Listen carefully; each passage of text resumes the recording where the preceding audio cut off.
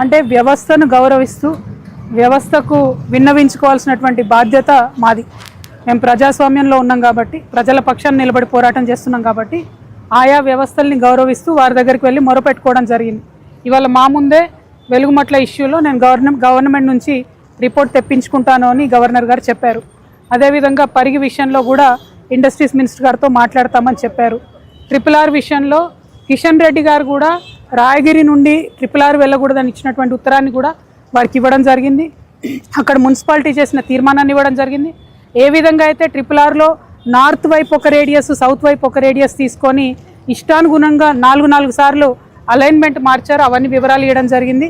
వారు కూడా కొంచెం ఆశ్చర్యానికి గురైనారు, మరి ఇంత పెద్ద ఎత్తున ఇంత అన్యాయం జరగడం ఏందని. సో వారి ప్రతిస్పందనను చూసి మేము ఆశావాహంగా ఉన్నాం, ప్రతిస్పందిస్తారని అనుకుందాం. దానికి ప్రభుత్వం కూడా మరి ఇవ్వాల్సినటువంటి పరిస్థితి, కాన్స్టిట్యూషనల్ ఆబ్లిగేషన్ అయితే ఉంది.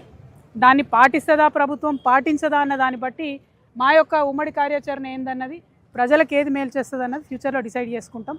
కాకపోతే ప్రజల తరఫున మేము చేయాల్సినటువంటి అన్ని డోర్లు, ఎక్కాల్సినటువంటి అన్ని మెట్లు, తట్టాల్సినటువంటి అన్ని తలుపులు మేము తడతాం. ప్రజలకు ఎక్కడ మేలు జరిగినా మంచిదే, కాదంటే పోరాటం మాత్రం తప్పదు, అది శరణ్యమే. కాబట్టి ఇబ్బంది ఏం లేదు. ముఖ్యమంత్రి మహిళలే ప్రధానం, ఎన్నికలలో మహిళలు మద్దతు ఉంటారు, వాళ్ళకి చీరల పంపిణీ మాట్లాడుతూ కవిత శాపనార్థాలు పెడుతుంది కేటీఆర్ అన్నట్టు మిమ్మల్ని శాపనార్థాలు పెడుతున్నా, వాస్తవాలు చెప్తున్నారు. ఇప్పుడు నా సంగతి పక్కన పెడితే తెలంగాణలో ఉన్నటువంటి ఆడబిడ్డలలో ఈ నవ్య కూడా ఒకటి. ఆమె ఇల్లు ముఖ్యమంత్రి గారు ఏమాత్రం కనికరం లేకుండా రాత్రికి రాత్రి కూలగొట్టిండ్రు. అట్లా నవ్యలాగా ఎంతోమంది ఆడబిడ్డలు ఖమ్మం వెలుగుమట్ల ఇండ్లు కూలిపోతుంటే ఒక ఆడబిడ్డకు అక్కడికక్కడే గర్భస్రావం అయితే ఏడుస్తున్నటువంటి ఆ భర్త ఏడుపు ఇంకా కూడా వినబడుతుంది మా అందరికీ. అంటే ముఖ్యమంత్రి గారు ఏదో 100 రూపాయల చీర ఇచ్చేసి మొత్తం తెలంగాణలో ఉన్న ఆడబిడ్డలందరికీ న్యాయం చేశానని చెప్పి మాట్లాడితే అది అన్యాయం. సంపదను కొల్లగొట్టి వారి ఇంటిని, వారి శాంతిని, మనశ్శాంతిని, భూముల్ని కొల్లగొట్టి 100 రూపాయల చీర ఇచ్చి నేను 1 కోటి మంది ఆడబిడ్డల్ని కోటీశ్వరులు చేస్తా అని చెప్పి కర్కోటకుడైనటువంటి ముఖ్యమంత్రి గారు అవాస్తవాలు చెప్తా ఉన్నారు. ఆ విషయం తెలంగాణ ప్రజలు, తెలంగాణ ఆడబిడ్డలు ముఖ్యంగా గమనిస్తూ ఉన్నారు. కాబట్టి మా పోరాటం ఆ బిడ్డలకు న్యాయం జరిగే వరకు కొనసాగుతుంది. ముఖ్యమంత్రి రేవంత్ రెడ్డి మాట్లాడుతూ 70% వరకు ఆల్రెడీ వడ్లను కొనేసినాము, రైతులకు ఎలాంటి ఇబ్బంది లేదు, కేవలం 30% వరకు ఉన్నాయని చెప్పి చెప్తా ఉన్నారు. బట్ ఇంకా కూడా కళ్ళాల్లో వడ్లలాగే ఉన్నాయి, కాంటాలైనటువంటి బస్తాలు అక్కడే ఉన్నాయి. ఈవెన్ రైతులు ఆత్మహత్య చేసుకున్నటువంటి పరిస్థితి కనిపిస్తాం. ముఖ్యమంత్రి గారు విమానం ఎక్కి ఢిల్లీకి వెళ్తారు కదా, కింద కళ్ళాల్లో ఉన్న రైతులు కనబడరు కదా ఆయనకు.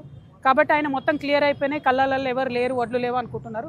కానీ దిగి ఒక్కసారి కాలినడకన నడిస్తే తెలుస్తుంది, కళ్ళాలకు పోయి చూస్తే తెలుస్తుంది. మా కార్యకర్తలు మేము ఎప్పటికప్పుడు ప్రజల్లో ఉండి నడిచి నేల మీద చూస్తున్నాం కాబట్టి రైతు దుఃఖమేందన్నది అర్థమవుతుంది. ఇవాళ ప్రభుత్వంలో ఉన్నటువంటి వాళ్ళని మేము కోరేది ఒకటే, మనందరం కూడా రైతు బిడ్డలమే.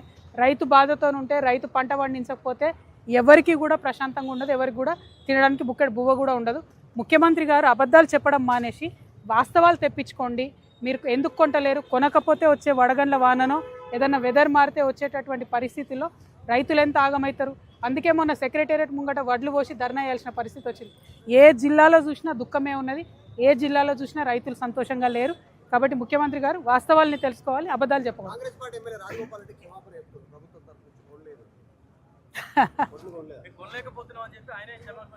ఇక మరి ముఖ్యమంత్రి గారు వాళ్ళు ఎమ్మెల్యేలు చెప్పేదే వినిపించుకుంటలేడంటే రైతులు చెప్పేది ఏమి వినిపించుకుంటాడు? మొదటిది. రెండవది, ప్రభుత్వంలో ఉన్న వాళ్ళకైనా, ప్రజలకైనా, సామాన్యులకైనా ఒక్కసారి చుట్టూ తిరిగి చూస్తే ఎంత దుఃఖం ఉందో అర్థమవుతుంది, రైతులు ఎంత బాధపడుతున్నారో తెలుస్తుంది.